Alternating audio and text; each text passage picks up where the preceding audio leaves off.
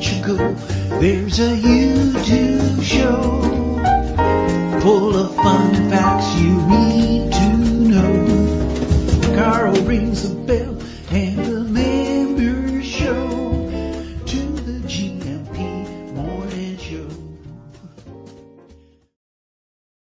Olá Bom Dia ALEGRIA, Munson here with the Good Morning Portugal show, live stream and podcast. How are you doing this morning? Tudo bem? Como estás? Do let me know in the chat if you will. Send me pictures, as John and Owen have done this morning. Incredible scenes, as they say. 900-year celebration in Ponte De Lima. We'll be talking to João de Norte about that a little bit later on. Fantastic photos and video. Talking to John in a little while. And António Barbosa. Let's see if it's a moist Minho this morning. A bit of Tony time for you. António Barbosa of Infinite Solutions will be joining us as well this morning. Before we go there, on the Bom Dia Daily here, we'll be looking at how unemployment has fallen in Portugal. Public debt is up, however. That's probably not an unusual pattern around the world at the moment. And I see I need to tidy up my Portugal shrine as well. It's looking a bit neglected. There's some fabulous things on there, but it needs a bit of a tidy up. I see on the bottom right-hand corner of the screen as you look at it, a wonderful Iberian links. Lovely to hang out with you, Kat and Michael and Chris and Steve. New Good Morning Portugal Wine Ninjas joining us alongside Linda and Gary last night for the Good Morning Portugal Wine Club. I tried a single grape rosé, which was delicious. Toriga Nacional. The skins and the grapes were together for a very short period of time, but it had a beautiful, rich pink color, looked like Tizer almost, and it tasted beautiful. Top notes of strawberry, very good. If you're into your Portuguese wines, check out our Good Morning Portugal Wine Club meeting last night, which is now up on our YouTube. A robust discussion with the Portuguese from 7 until 8 as well, where we were discussing peace of all things. Might be nice, mightn't it? All right, Jackie's here. João Ernesto de Norte, of course, who will be joining us later on with his Bom Dia Portugal. And Felice, 900th anniversario for Ponte De Lima, the Ponte De Lima. Let's find out exactly what that means. 900 years of what? A particular kind of status, I suspect, for the town there. And Owen's in as well, along with his fantastic photographs of the fireworks. So I'm guessing the pinnacle of the celebrations last night. Carnival season does continue. It is Tuesday, and I was told Monday and Tuesday. Because, of course, it's Fat Tuesday, Shrove Tuesday, the original reason and meaning for these celebrations at this time of year. Bon Dia Carl and Gumpers, Pancake Tuesday, Shrove Tuesday, or Carnival Day. Celebrate, eat plenty as Lent starts tomorrow. So yeah, go into the larder, get all of that old flour, make some pancakes, and enjoy them. I must tell the kids that. We'll have some pancakes tonight. I like mine. I like a thin pancake, never the first one. The first pancake is sacrificial, is it not? You just make the first pancake to season the pan, and maybe the chef does eat that, or the dog. Is someone going to tell me off for feeding pancakes to dogs in a minute, or the cat even? No, cats are far too discerning, I think, to eat the first pancake out of the pan. But the pancakes thereafter, once the pan has been seasoned, are fabulous, are they not? And I like mine with the simple old-fashioned lemon, some Portuguese lemon, and a sprinkle of sugar. One of the many sachets. Do you keep your sachets when you go to a coffee shop and you get given the obligatory 2 sachets of of sugar, not of coffee, extra coffee with your coffee? When you get given the 2 sachets of sugar, do you squirrel them away into your pocket as though you're stealing them and you don't want anyone to see you? Confession, I do. And then this is the perfect day to sprinkle that sugar that you don't want to waste, basically. You're not really nicking it, are you? Because you were given it with your coffee. But if you don't drink 2 sugars with your coffee, it just seems like such a waste. So I've got quite a few of those at home. Some of them will get used tonight. Good morning to you, Pam, as well. Pamela Smith, how are you in Alcobaça? Has Alcobaça calmed down, or is it the climax of the Alcobaçanes celebrations this evening? Let me know. Bom dia, Pedro, to Carly Toros. A beautiful sunny day here in Hertfordshire, Beck, and so outdoor training this afternoon. First time this year, I think. Enjoy your day, everyone. Have a great time, coach. And Pedro was in also early, 7:39. Bon dia, Carl. Doros as well. Thank you very much, Peda. How's Wales? Is Wales soggy this morning? Oh, talking of the weather, check this out. This was incredible. Me and Mrs. M went to the supermarket. Yes, and we were given the obligatory 2 sachets of sugar, even with a herbal tea. We were trapped in there because of this.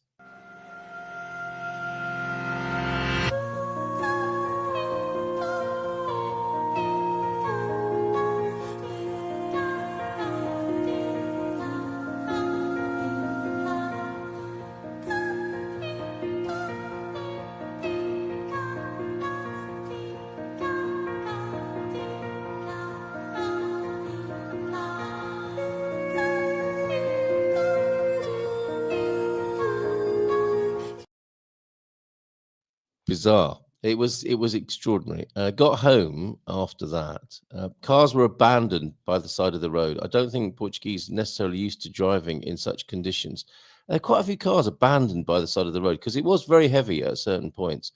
And as we made our way through our garden, here are to give you a sense of the scale of the hailstones. And people on the Good Morning Portugal wine club call last night were like, what? It was really sunny here in this part of Portugal. That's what we had on the Silver Coast. Then in a plant pot, I don't know, loads of these hailstones. And have you got your vocabulary? Do you know what a hailstone is? Let's make that a bit of a quiz this morning. Do you know what it's a very interesting word, actually. Do you know what a hailstone, and do you even know what a thunderstorm is in Portuguese? It's somewhat unusual words, I think. Hailstone and thunderstorm. If you'd like to share your guess with me on what that might be in Portuguese, yeah, they're on the top of an old flower pot. I think there might be some compost underneath there, but yeah, you see the euro coin and all of those petit pois. Some of them actually like those big old peas that you didn't used to like as a kid, that were quite strong, but huge hailstones and a lot of flooding. And when I was out walking the dogs, one of the dogs, the little dog couldn't go out because of the rain, I think. She was afraid to go out. Big Jim didn't mind a bit of a stroll last night. And we found a baby rabbit on the road, alive. I thought, what's that? And I thought it was a rat at first because it was only a little one. But it was in a straight line, like in a freeze posture.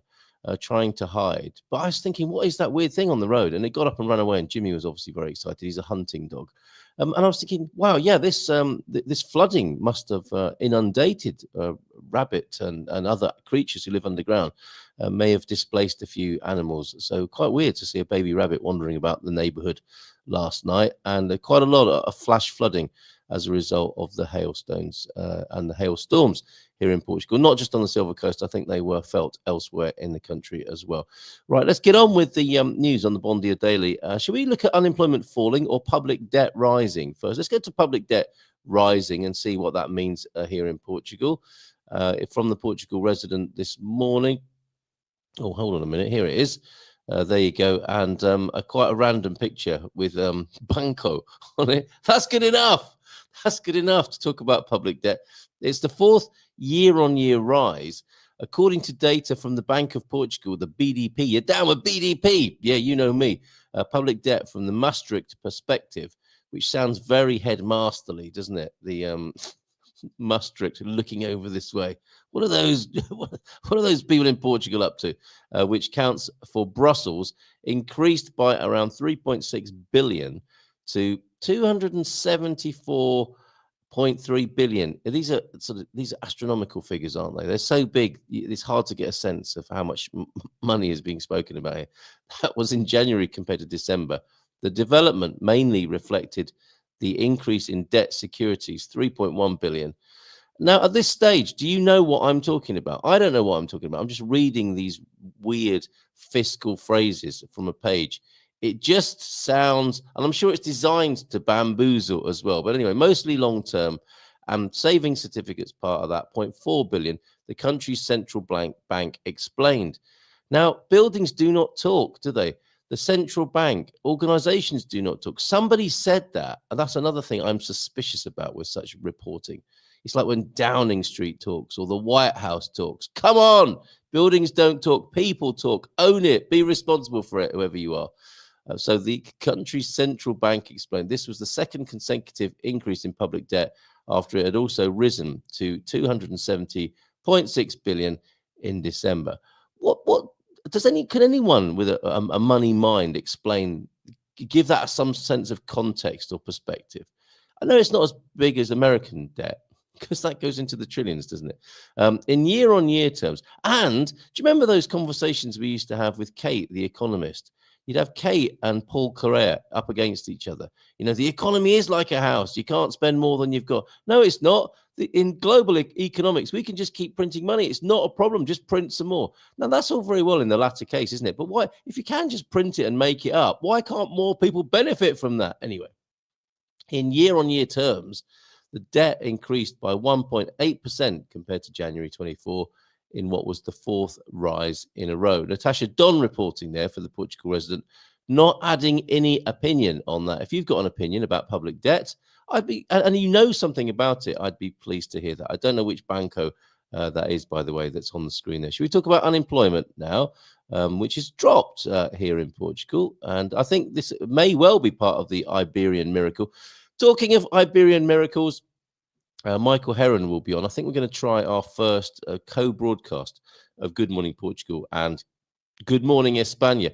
Have you seen Good Morning Spain? They do a fantastic TV-style show on Good Morning Spain. I watched it yesterday. Very impressed. If anyone's watching, I did send you a message over at Good Morning Spain.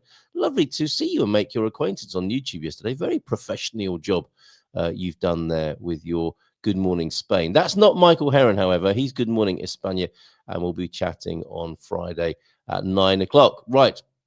So public debt is up. Unemployment, however, here in Portugal is down. Something the PM might be clinging to. Look what I did, whilst he hangs on to his job. And correction, his address to the nation, I believe, was Saturday night, not Sunday. And there are news items about the PM not having his calls picked up by the president. It sounds like the relationship between the president and the PM is a little bit frosty. He might be hanging him out to dry at the moment, and he is hanging on in there by the skin of his teeth, the Portuguese PM, with corruption allegations. Or, yes, I think I can safely say corruption allegations. I'm not accusing him of anything. Others, I think, are, however. And you can find out all about that, but with a little bit of a stir on the internet if you search for Luis Montenegro and the situation he finds himself in at the moment. Unemployment then falling 6.2%. I put these two items together because, it just seems like a professional financial coverage and economic coverage, doesn't it? With debt up, but unemployment falling. The unemployment rate registered a slight decrease of 0.2 percentage points compared to January and December of the last year.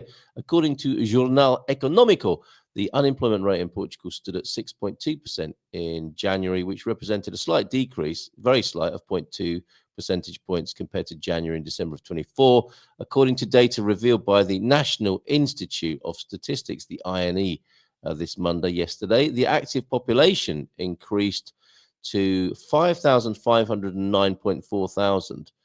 Is that the amount of people working in the country? That can't be right. Hold on a minute. That's 5 point. Oh, okay, so that must be 5.5 million, mustn't it?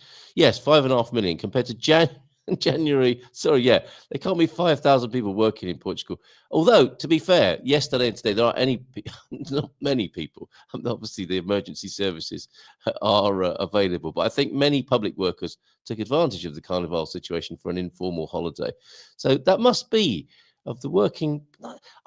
I think I need someone numerically minded like John to help me out on this. But the active population increased to 5 point. It's not 5 point even. It's Portuguese comma. Help me out, somebody. Compared to January, help me make sense of these figures. To January, which was 102.9 thousand. That's an increase presumably of 1.9%. And you can see on the screen there the figures. The employed population rose to 5,167.3 thousand. That's got to be millions, isn't it? But that sounds too many of the working population. I don't know. As a working population here in this country of 10.5 million people, compared to the previous month, and the figures are there for you to see. In turn, the unemployed population registered a decrease. Maybe John will walk me through this as my dyscalculia kicks in. clearly. In turn, the unemployed population registered a decrease, and the read those for yourself. I want to know what the summary is. It's a bit like the earlier story, isn't it, about public debt? What does this actually mean in percentage of the working population? And what is the impact compared, and give us a context of previous times, or what a world index might be in a context. Again, I think there's a bit of, is it obfuscation or a bit of baffling going here? BS baffles brains, as my old man used to say. And when it's put like this, it's kind of meaningless, apart from the headline, which is it's fallen to 6.2%. And then when the first scratch of the surface, it's only dropped 0.2 percentage points. So all we can cling to from that, I think, is that unemployment has fallen to 6.2%. It's down. However, I was told a long time ago, in any healthy economy, there's always going to be unemployed people, even if it is a healthy economy. And there is a particular percentage, which is a sweet spot. Are we there yet? Is 6.2% anything like that? So there you go. There's my appeal to any economists who might be watching, who can help me make, having made a terrible mess of that, can help me make a sense of that as well. Right, we might have a look at the weather. We'll certainly have a look at your, yes, João Ernesto, granizo. Is the queda de granizo is the name for hail, and your thunderstorms are trovoadas when you hear the distant rumble, and you hope that it's thunder and not the after effects of a feijoada lunch. Beautifully sunny with a sprinkle of frost in Wales, and we got trapped in a cafe passing Carnival Parade. By a passing Carnival Parade, sent you a video. Thanks, Pam. Do love these. I'm much more comfortable receiving videos and playing them than I am giving you economic news. Not just about Portugal at all. Good morning to you, Gary. Oh, Gary Coulton, the author of the wonderful book, Where to Buy. Oh, that's his book about where to buy his book. From Demons to Champions. And that is falling in love with my neurodivergent self. He's going to be our mastermind special guest in a little while. His book Demons to Champions, that's him coming to sense with his extraordinary mind and how he was very different to other people. And I think some of us in this community can relate to that.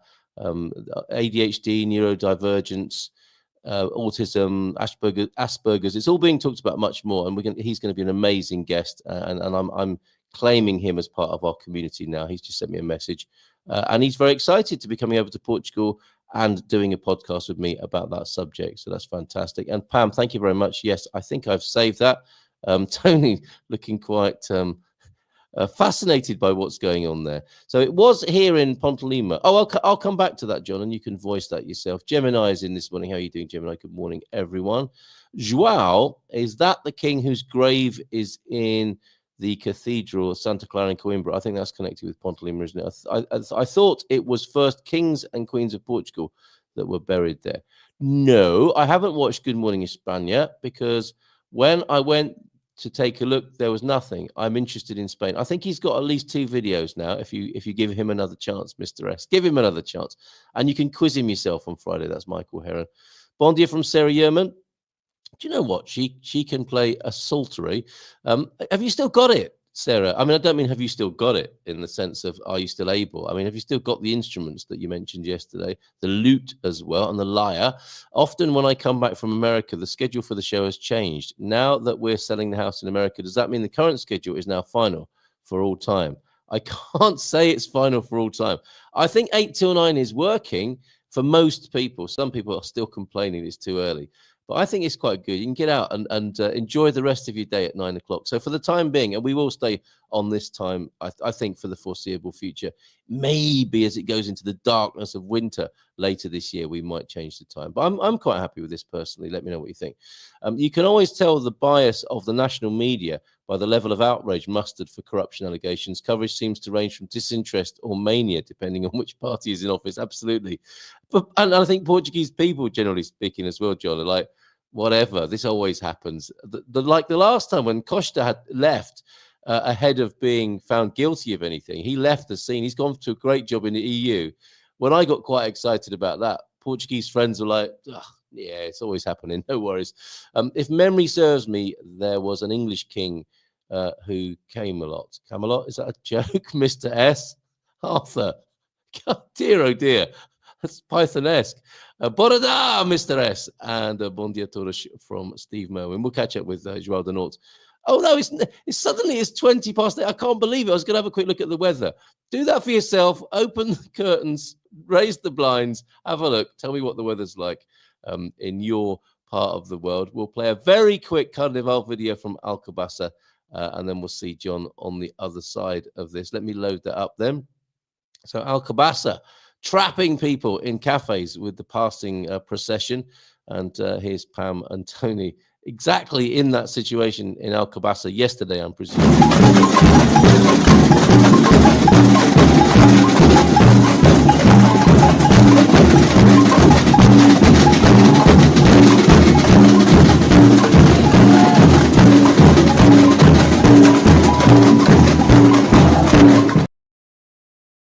That's brilliant. Might as well just order another coffee. I'll tell you what, I'll have some toast as well. Looks like we're going to be here for ages.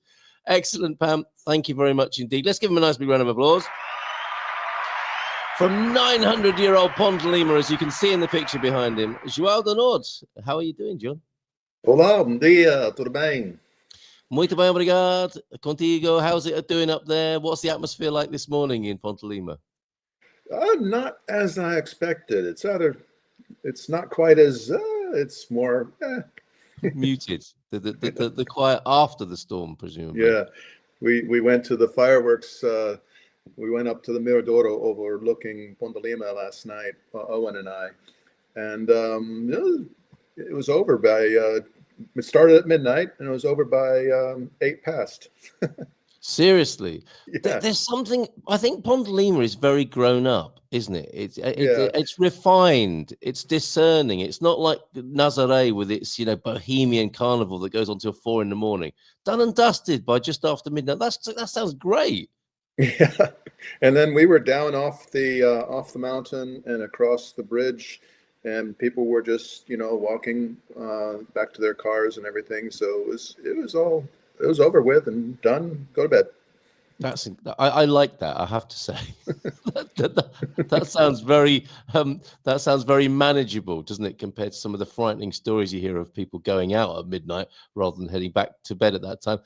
Let's have a look at those photos then. These are superb, aren't they? So this is what you were able to see from the Miradoro, you and Owen, right, last night?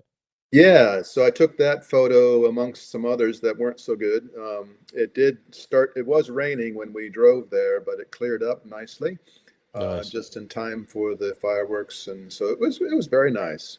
Magnificent. Were those fireworks on barges then in the water? No, not on barges.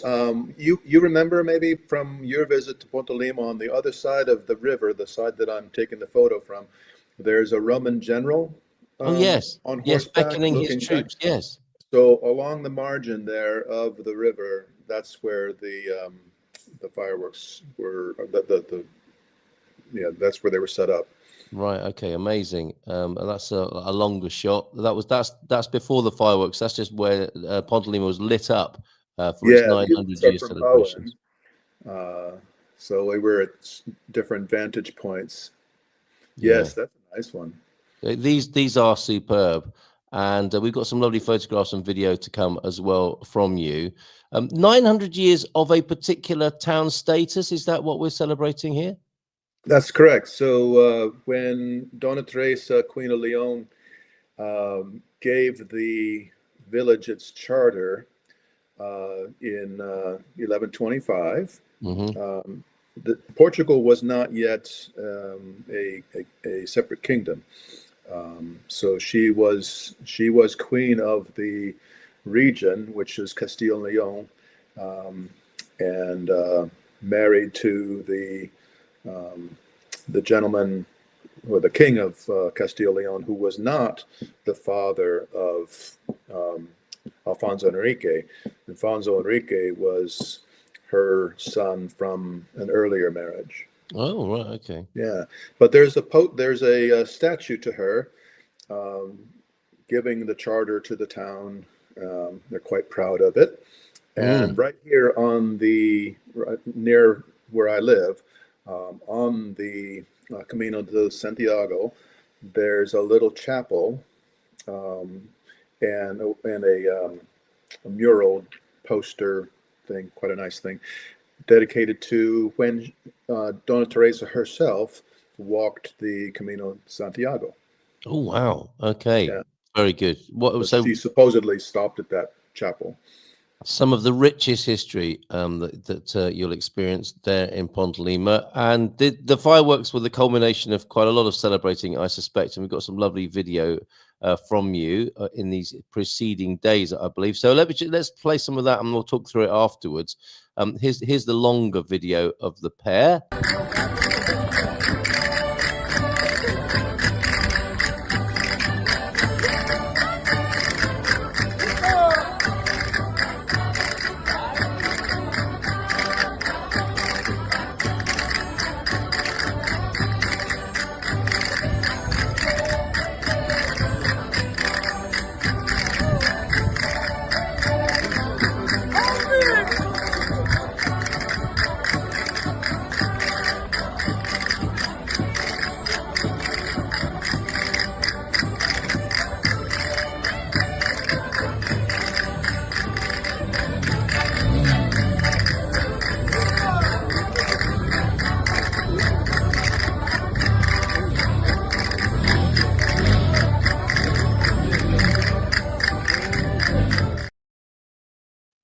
That was great. Life goes on, doesn't it? They're dancing in the town, and someone's revving up their motorbike, ready to go off on their, on their way as well. Just as the video ended, that was in front of the what used to be the fortress area for the Roman soldiers and things. So it then became a jail for women, but now it's a tourism office. That's quite the change in use, isn't it? Right. Okay. Unless it's the women in prison who work in the tourist office now, but I imagine it's completely changed. It's it's a ID there. V-Call. So great, you guys. Yeah, that was a lovely video, and I didn't expect to be dancing with you this morning. I would have practiced a little bit more, John, but it gave me a chance to try and kill this fruit fly that is bothering me this morning. Yeah. I don't know if you noticed that, and I don't think that is a traditional part of that dance routine to kill fruit flies while you're spinning around like that. I think he's gone now. But yeah, I remember you showing me that old jail building there. That's a really distinctive part of the landscape, isn't it, in Ponte De Lima there? True is, yeah. Wonderful. Okay, let's see some of the characters you've met as well. I was going to ask you too. Have you got one of those costumes yet? Because I think you'd look great in that black hat and the white shirt and the waistcoat. Oh, I thought you meant one of those dresses with the like this. You'd also look great. Now these are fabulous photos, John, aren't they? These are really capture, I think, the joy of people taking part here and the wonderful shots of these ladies here. Look at this. This is fantastic. And I'm guessing these ladies were quite happy to have their photos taken. They've made quite an effort with all of their gold. This because that's quite an important status thing, isn't it? To get your gold out on these occasions. It is, yeah. This is part of the Folklorico parade, and the bombush drums and things. So there were groups from villages all around, little busas and stuff. So some of these were actually from Cochleya, where we live. So there must have been hundreds of people coming through each little group. And then once they were finished with the whole procession, they broke up into different areas, as you saw with that one dance. And so each one did a little dance routine in different places. There's another video I think you'll play, which is a different group. So throughout town, these groups were doing dances and displays and different things. Each village, each little neighborhood community has a folklorico group that trains and practices all year round for these different events. And my gardener, Sergio, is one of those. And he's part of the Cochleya folklorico group. Wow. Okay. And so he can dance in the garden. while he's doing his Yeah, pruning dance or he's whatever. invited me to participate. So Oh, will you do that? It looks great fun. yeah, it takes a little bit more What nimble nimbleness. ability than I have. Right. Okay.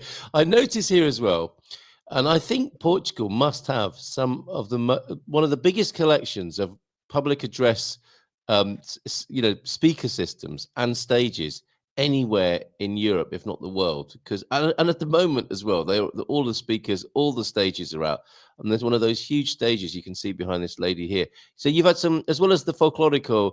Local dancers and culture. You've had some big names up there singing and celebrating. Yeah, there was a big concert last night at 10 o'clock Right. that went, all the way through till the fireworks. So when we drove into town, we had to, avoid the crowds and where they park on all along the sides of the roads and everything. So Right. even on the off ramps and down ramps for the roundabouts over the bridges, they were parked on the ramps Chaos. themselves. So you had to kind of weave your way. But fortunately, we went across the new bridge before going to town, so we could avoid most of that and go to the other side. But even over there, they were parked everywhere. So yeah, I think that happens here, and I understand we've got Tony Correa coming to celebrate a similar.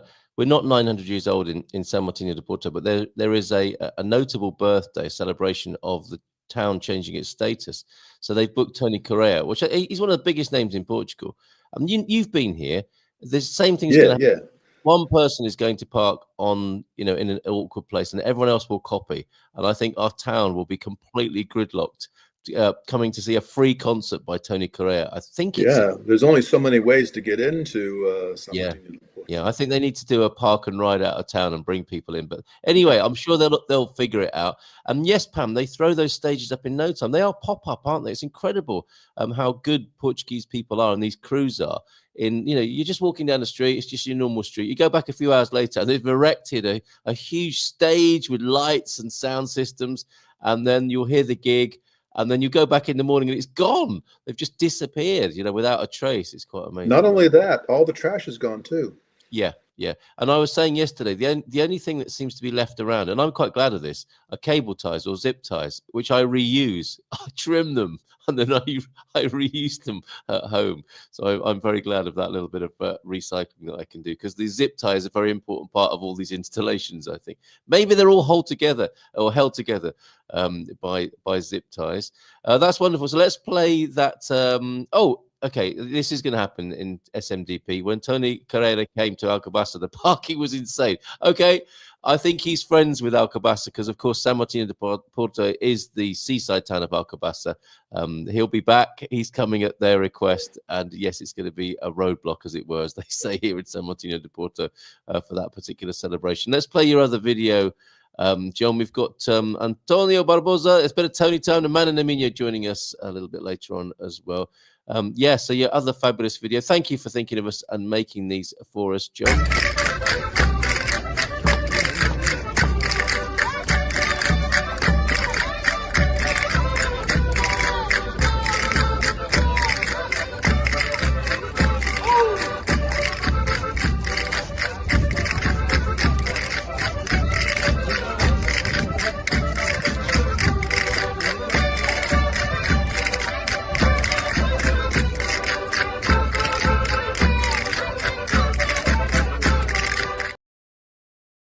Fantastic composition, John. It has even the screechy voiced lady in the back.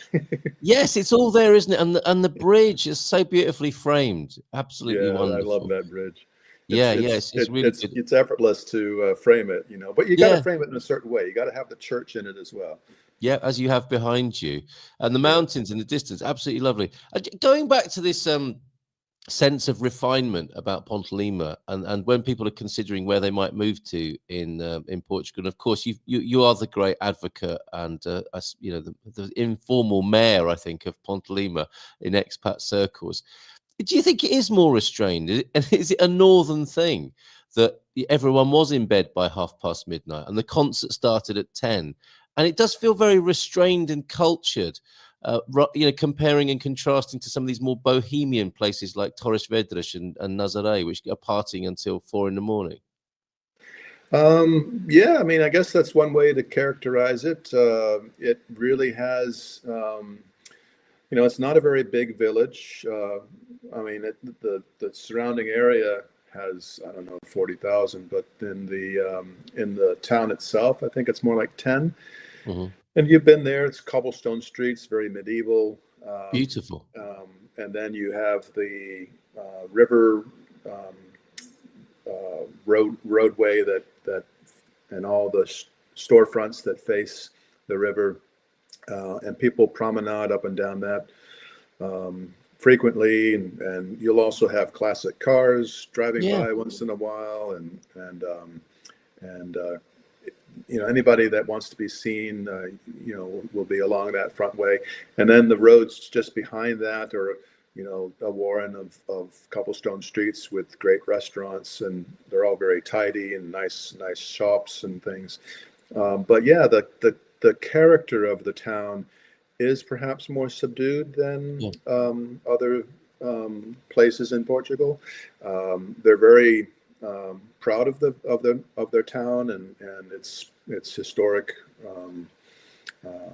and cultural place in Portugal and its history. So, but they're not ostentatious about it. They're not like, look at me, look what we can. They're just, we are who we are, and if you want to come and enjoy it, then fine.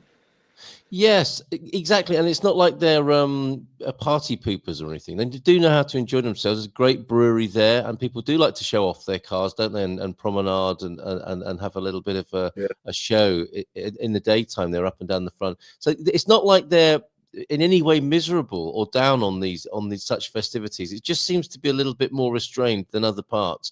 As Pam is saying here, 4 a.m, they go until 8 here in Alcobaça. And correction, the video from Pam was from Coimbra, not from Alcobaça. And apparently in Coimbra, it also ended at midnight as well. Although I'm sure when the students are around, it goes on a little bit longer in Coimbra up there. Hugh asked me, talking about partying and staying up late, Good Morning Portugal Wine Club last night. How's your head? As you suspected, I drank half a bottle of your beautiful rosé made from Touriga Nacional grapes last night. There very little in the way of preservatives. I think there was one chemical in there that's required just to make everything safe, but no extended dose of sulfites or anything like that in there, Hugh. So my head is fine. Thank you very much. And I really enjoyed drinking something when you know the maker. It's lovely. So wonderful experience to drink your rosé last night, Hugh. And thank you very much for that. You've been to Salamanca as well, John. What else have you been up to? I know it's amazing, the tours and travels that you get up to. Where have you been and what have you got planned? Well, since Salamanca, we haven't really gone anywhere a great distance, but we have gone to a terrific little breakfast place right on the ocean just north of Viana do Castelo that we go to quite frequently. It's about 25-minute drive, and you're right on the ocean, right on the Praia de Cabeço, and great place for a walk, and it's very, very calm and pleasant. I even go there when it's storming just so I can watch the waves and things. Oh, that sounds cool. But as far as plans, in the near future, we probably are going to do a short, a long weekend and drive down to Braga, hop on a train down to Coimbra, and stay 3 days, 3 nights there. And always wanted to see the library, and want to see where Alfonso Henrique is buried in the monastery there, or the Santa Cruz Monastery. Right. And want to walk the streets and the botanical gardens there are supposed to be quite nice. So perhaps that'll be these. If it's this weekend, I'll see you there. It's interesting what's happening. There's a Expats Portugal meetup there on the 12th of April. So if it's around that weekend, I'll see you there. And young Ben Austin as well wants to put on an expats lunch where he wants to work with one of the local hotels and put on a lunch which he'll explain and host as well. So yeah, all roads leading to Coimbra, it would seem as well. So maybe see you that weekend. I don't know. And talking of the venue and the location you mentioned before, is this what you can eat there with that view, John? Is that the one? That is a different location. Oh, That okay. is in the oh gosh, now I forget the name of it. Villa de Conde. Okay, all which right. is south of us, halfway to, well, maybe a little bit more than halfway to Porto. Yeah. And, Oh, okay. A different one yeah. of your travels, but that, my friend, looks superb. Was that a mojito or what's going on in the glass there? I think she had a mojito, Oh my goodness. and I forget what I had. I might have even had a pina colada. Did you really? Right. Yeah. Okay. And then the camarão in the gulha. Camarão was fantastic. It was Woohoo! peeled. Right. You didn't have to do the little legs and things. It was already peeled. Oh my But word. some very nice pão rustico Yeah. with manteiga, and I think we might have had a pork belly something or other. Oh, and that view, John. That view of the water. I know. I mean, well, you never get enough of that, do you? No, you don't. That's fantastic. Fantastic. Yeah. And thanks for sharing that as well. That's superb. Well, Yeah, it's not just your basic bar food on the beach. It's quite. It looks a little bit special. That, yeah, nothing wrong with the basic bar food in Portugal on the beach, is there? But that's another level right there, isn't it? It looks really good. Yeah. Excellent stuff. John, thank you so much for being here. That flew by, as did, like, when I messaged you yesterday, you okay for tomorrow? What? It's like it's the first Tuesday. I mean, it's coming around quicker and quicker, it feels like. It's like it's already March. Yeah, incredible. Incredible. So have a good March. Love to Pam. And thank you so much for your videos and your pictures. And happy birthday to Ponte De Lima, of course. I guess it will be a little bit of a lull after these great celebrations. So here's to the next 900. Thank you very much. Yes, and thank you. And ciao for now. All right. Cheers, Job. All the best to Ponte De Lima. Give it our best regards. Or probably, I wonder, are towns referred to as him or her? Give her. I'll just go with Ponte De Lima as being a she. Give her our best regards and love. And yeah, all the best for another 900. Amazing. Let's keep that rapturous applause going and bring on the man in the Minho. Olá Bom Dia. Look at that view. And the river looks good too. Yeah, I thought you were referring to me, but I got my mask on. I am. Carnaval, it's Carnaval, ninguém leva a mal. Are we ninguém leva a lucky mal. to have you, Tony? Are you just back from Carnaval? Are you just going out to celebrate Carnaval? What's going on in your schedule right now? I just got up 10 minutes ago, so I mean, Right, okay. Is that having got into bed only half an hour ago? Half hour? No, I crawled in about 20 minutes ago. A quick 10-minute nap. That's the key. You got to sleep quickly. And snoozes. All is great. How are you, buddy? Yeah, very good, very good. And to tell me about this from your unique position and your insight into Portuguese culture. I said yesterday that Carnaval is a little bit of a Marmite thing, which is a British reference, but it seems to me like the Portuguese people are like yes or no with Carnaval. It's, of course they love their festas in the summer and the town celebrations like, Ponte De Lima's just celebrated. But when it comes to Carnaval, it's like, nope, I don't like that. Or yes, I do like that, and I'm going to dress up. I'm going to have great fun. So it kind of splits the crowd a little bit, it seems. Yeah, you got some people that wait a whole year just to put on women's clothes and women that put on men's clothes. So it's kind of fun. I mean, it's all about you and I would never wait that long, right? No, I mean, I do it every day. I do it every day. Why would wait a year? I mean, closets are for clothes, so. Right. Is that Villanova to Savannah behind you? Get it over. You have 40 days. You have 40 days of Lent. Okay, you got to give up something. So are you giving up dressing up as a woman then? Is that what you're telling us? For 40 days, yeah. That's seems reasonable. That's seems give it a rest, yeah. I'll give the stilettos a rest. I'll give my seriously, mate. No, they can be very bad for your posture. And you know what? When you do finally dress up again, it'll feel all that more special after a little bit of a break, won't it? So yes, it is Villanova Cerveira behind me. Somebody the other day, the last time I had a picture was kind of slightly twisted to the end of the horizon. So I said, you know what? I'm going to get Vila Nova today. This is my backyard. This is where Spain is on one side It's and impressive. Portugal is on the other. The island behind me, that's Ilha dos Amores, Wow. the island of lovers, and it's a private island.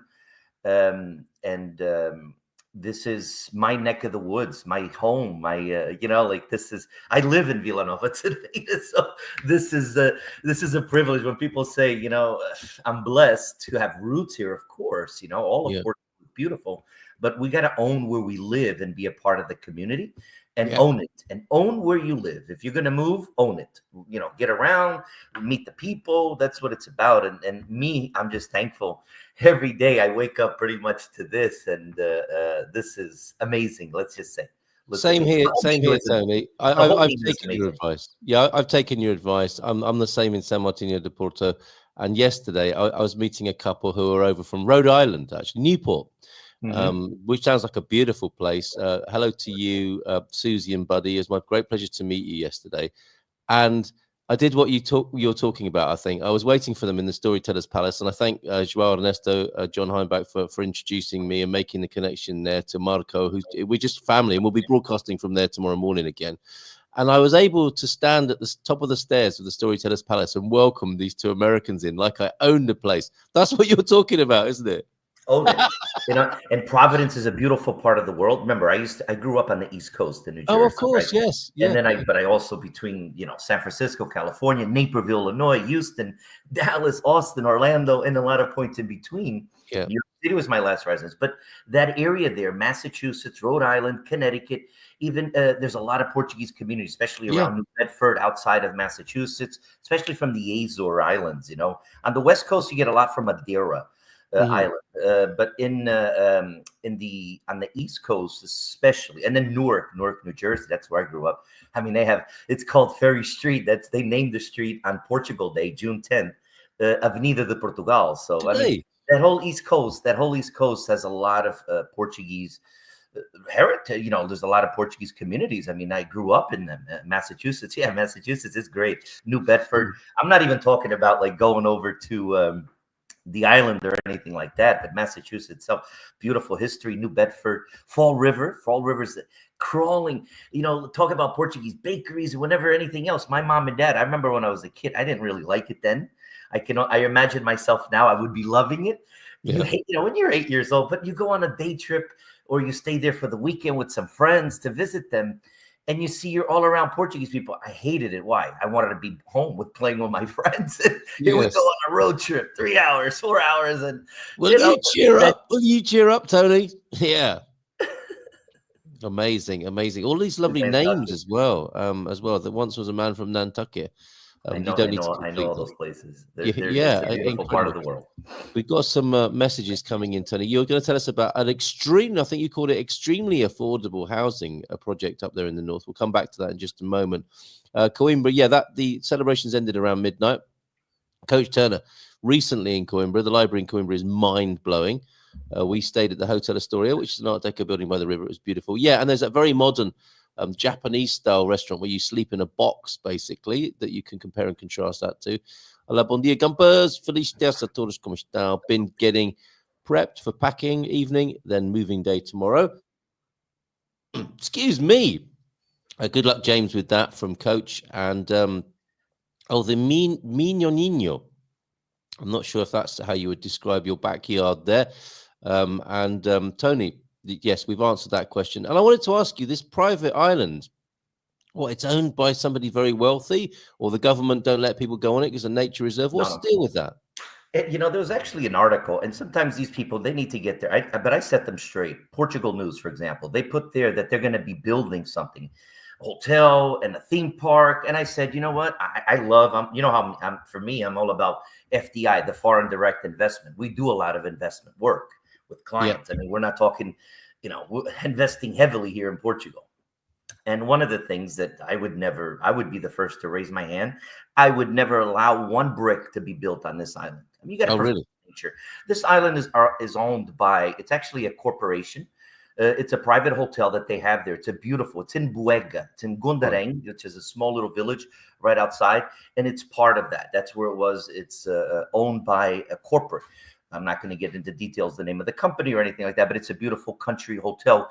We do some events there actually sometimes, like on our experience tours, like wine tastings. You have the Revista Caras, for example, is a big newspaper or magazine publication. When they have like summer parties and everything else, they rent out these elaborate. And like I said, I'm very lucky to be. Maybe I've been a few places, know a few people, so I get invited to these special parties, and then I invite some friends too, some really close friends. And it's all about networking too and smooching, like when they had a launch of all the Mercedes lines or this or that. So it's a beautiful complex. Is it a bridge to it, or do you have to sail across? A boat. Really? I mean, I guess you could swim it if you're daring. Yeah. Yes. This river, this river is there's so many activities that go around it. Like you have from Viana to Ponte De Lima, you have the Rio Lima, you have the Rio Mondego in Coimbra, you have the Rio, all the rivers. And so there's a lot of activities around the fishing, and it's a vital economic market. Small fishermen. You have lamprey season. You have different, all different kinds of fish seasons, and so. Which is now come up and try the lamprey. It's expensive. But it's a delicacy. You got to really like it. There you go. The local. And so there's a lot going on, and then they do these small little tours around, going up and down the river because you could go from Caminha, the Atlantic, all the way up to pretty much in Melgaço. It's the Minho River. Some parts of the river are for river rafting. One of the areas, and we'll talk about, is Melgaço. I think you got a small video I want to show people. Yeah, Melgaço is good for is nature. It's all about nature, rafting, all these. Yes, Minho is part of Viana do Castelo. Braga, no. Braga is a different district. This is the district of Viana do Castelo. And so that whole area there, the Minho River, where actually the Minho River is born? In Spain. It's actually called Cañones de Sil, S-I-L. Definitely visit there, okay? John likes to travel a lot. It's near Orense. There's some great places to eat there. Monforte de Lemos, and you could see where the Minho River is born. Where it actually is born is there, and it just comes down into Spain and trickles down into Portugal, and then it comes off into the Atlantic. It's worth a trip. Orense. There's some places there in Spain, Alariz, beautiful small little villages that, instead of going shopping in an indoor malls, imagine going shopping outdoor malls with they're all the brand name outlet stores, right? But they're all in these stone houses and old architect. You know what I mean? Like it's an outdoor shopping mall. That's how beautiful things are. There's so many beautiful things up here, I tell you. There's beautiful things in all of Portugal, right, Carl? There is, but. We got to own where we are and know it like the back of your hand. Well, you clearly do. The video you mentioned. Oh, good morning to Pete as well, who's joined us possibly from Japan. He's been petting otters, like Bairandi or Andero, as we call him now. I had him down more as a beaver man, but each to their own. Let's have a look at this video then. So where are we located for this video here? Melgaço. Melgaço is the most northern part of Portugal. Okay, let's have a look. The Minho region, but it's the most northern part, because if you go look up on the map, the furthest part north, and it's a village, okay, that is actually older than probably the Roman times or anything, because the first castles was actually built. They say Ponte de Lima is the oldest village in Portugal. That's because they never went to city status. Okay, yes. That's why it's the oldest. They never adapted. They've always maintained vila. Vila is a village. They never went to city, but it's not the oldest city or anything. It's because they've never maintained or went to city status. That's the oldest village. They don't say it's the oldest city. It's the oldest, and which was I was actually there Sunday. I was watching John. Of course you were. Man of the moment. Of course, right? I was there, of course. Let's have a look at Melgaço then and see what this opportunity is. Sure. It's a few minutes of video, and you're going to tell us all about what's happening up there. Sure. And so, Melgaço, one of Portugal's best kept secrets here in the Minho region, okay? Lots of little streets. They're clean, very well taken care of. It's a small village, okay? Municipality here in the north of Portugal. And I'm gonna just show you a little bit, a taste of what you're gonna see during our Portugal experience tour. And Melgaço is all about nature. It really is, in history, okay? One of the oldest villages of Portugal. You saw back just, there's a tower, okay? Castle that you're gonna visit. There's a museum for cinema, museum for the history of the contraband, okay? Museum for many other things.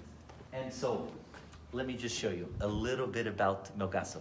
And keep in mind, what you see here are the street line, all nicely taken care of. And we're gonna have some really great real estate opportunities to show you here in Melgaço. Within a 5-minute walking distance from here, 1-bedroom apartment starting at 90,000 euros. And guess what? There's a launch phase. If you wanna get in the next month or so, join us. And we could start at the value's 84,500 euros. 1-bedroom apartment, turnkey finished, university city, nature. Did you hear me talk about even the food or the wine yet? The gastronomy? I'm gonna show you o Solar do Alvarinho. It used to be an old jail. We're gonna have here a nice presentation as well. It used to be the jail here. Now it is the history of Alvarinho wine. So, come with me. Gladly. Yeah, right. These are like small a little miniature streets. part. You know, when you have the downtown, this is the historic center. And so you think of it as a miniature. And I know everybody knows Lisbon, Porto, Algarve, yes. And it's beautiful. Portugal is beautiful from north to south. And then you have these hidden gems. And that's what it's about. And that's when we have the Portugal Experience Tour. It really is to showcase and highlight these smaller areas where there's lots of potential. It's untouched. It really still is how centuries ago, this is what it's like.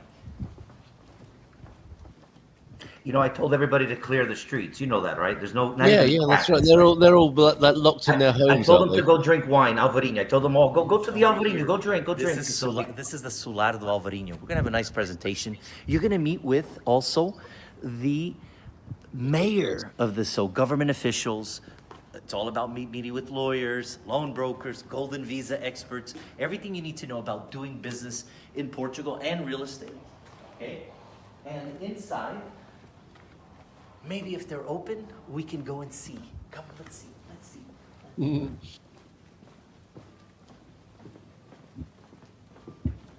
Look at this beautiful place. They have all the Alvarinho. Alvarinho is the birthplace. Yes. Melgaço is the We're gonna have a birthplace. quick peek. Of Look course, at it was where I've renovated.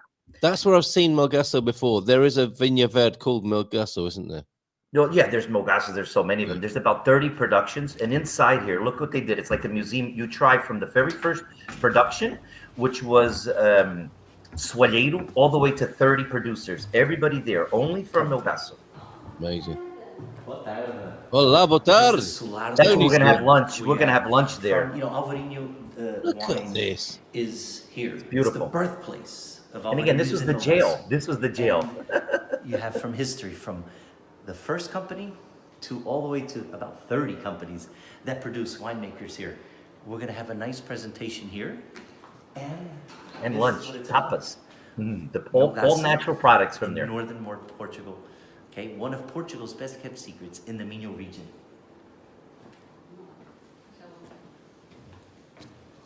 Let's show you just a little more of the rest of Melgaço. The entrance of the Melgaço, Porta de Melgaço. Come on. Like every single old village has an entryway. Well, I didn't get down that far. I just, you know what? Like I think the camera person just turned off. Says, you know, no.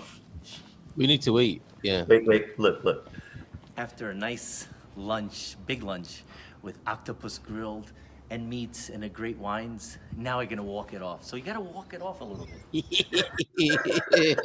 Of course you do. After an hour in the gym, of course, first thing in the morning. Very good, Tony. Melgaço, how to get involved in that opportunity then? There's some good value, you said there. Extremely affordable housing. You know, we sold over the weekend 5 units. Okay, Nice. and they started lifting the ground on Wednesday when we were there this past week. It's not even a week. How close is it to what you just showed us there then, where the housing is? 5 minutes walking. 5 Right, minutes. very good. All right. It's the Even center. better. You're in the center of Melgaço, and you have all the services as if you have any other bigger city. You know, I mean, there's no shortage. And the city hall there, the municipality, what a team. They take us in to, you know, just to be a part of it. And there you have, we're going to do a launch party on Saturday. I'll send you the details. Saturday, the 15th. It's going to be a launch party for our investors and everything. And even then, I'm going to have quite a few of different producers of Alvarinho. You can come, have tapas. You pay 25 euros for all this and enjoy it. If you buy a property, I'll give you back the 25 euros. That's what I say. Can't say fairer than that. You'll deliver it personally. What a deal. And until the end of the month, I'll give you back. You know what? I'll give you back 25 euros and the bottle of Alvarinho and even it just gets better and better, Tony. Yeah, Right. I'll sweeten it up because you know what?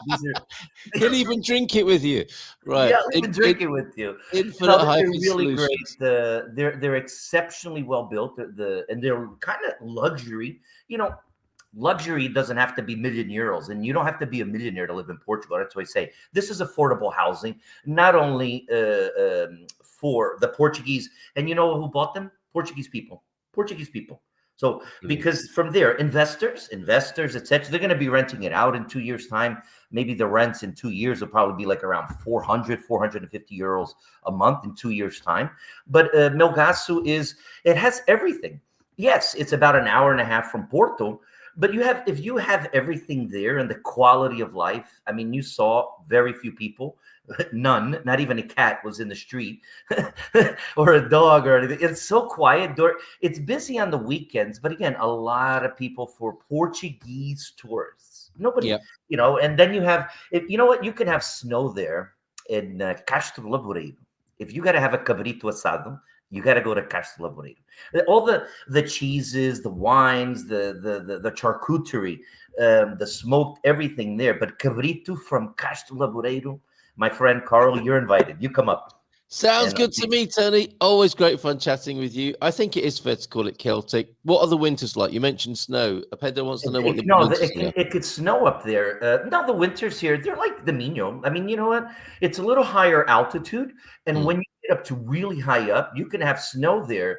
You know, I've been there. I made a snowman. I mean, it does in certain areas, but in Melgaço, etc., they're no different than in Viana do Castelo or Vila Nova de Cerveira. Really, it's going to have rain. It's green. I mean, think of the birthplace of Alvarinho and the quality of life. There's no shortage. I mean, really, nothing. It's a city, but a small little city. You have maybe 3,000 inhabitants that live there all year round. In the summer, you have about 20,000. Lots of migration there. France, Spain, Portugal to United States. So lots of migration, but it's a beautiful. Again, we love showing this, Carl, when it's our Portugal experience tours, and we take people to gems. Things like Vila Nova de Cerveira. Everybody knows Portugal in the sense where they know Algarve and Lisbon, Porto, but these small little villages and gems, I say, there's so many investment opportunities. How far from Vienna? 45 minutes maximum. An hour and a half from Porto. Don't you? You're getting the Iberian experience there. Pop across to Spain. 1 hour and a half from Porto. But you know what? You're close to Vigo Airport. 30 minutes from Vigo. Cabrito asado. Cabrito is the kid. Delicious. Baked baby goat. Yeah. Delicious. Yep. Yeah. Well, Tony, we got to go, and I'm sure you need to get to the gym or go to your next carnival appointment or whatever it is you're doing. I'm going right to the gym right now before I go. Otherwise, I won't go during the day. And there's no miracles. I mean, you know that. Like I've been trying to do the work. He does the work. Infinite Solutions. If you want to find out about the tour and this new development, Tony's your man, and that's where you can find him. Tony, great fun. See you next month, my friend. Ciao. Cheers. Oh no, see everybody tomorrow. Have a great Tuesday. I'm going to be in Dubai. Dubai. Hold on, no, we're not ready to go yet. You're going to be where? Next month, I meant to tell you, I'm going to be going to Dubai and Abu Dhabi. We have some real estate expositions there that we're going, and I'm a global ambassador for the International Property Show brand, which has been going on. This is its 21st. So the 4th, we're actually flying out on the 4th, which is like on that weekend. So it'll be in May. But you know what? I'll take some videos of Abu Dhabi. Please and do. Dubai. I'd love to see that. Yeah. Okay. He just did that for a second round of applause. Tony, that's for you. Take care, mate. Ciao. Bye, Carl. Have an hour, everybody. See you tomorrow. There's a huge Now, you know, I talk to a wide range of people who can help you move to Portugal. My advice is to go to as many webinars and to talk to as many people for their first session and see what is a fit for you. That's the important thing, is to find out what works for you and your particular circumstances, because one of the most often heard responses to a question about Portugal will be, it depends. And it often depends on you, and it will depend on the circumstances, and it will depend on if the laws just changed, and it will depend on a whole range of things. So keep up to date, go to as many things as you can, and choose the people, you know, find your tribe, find the people you vibe with, find the people who your intuition says, yes, these are the right people to work with. So just go to as many things and speak to as many people as you possibly can, would be my advice to you. But it depends, of course. Carl rings a bell and the members show.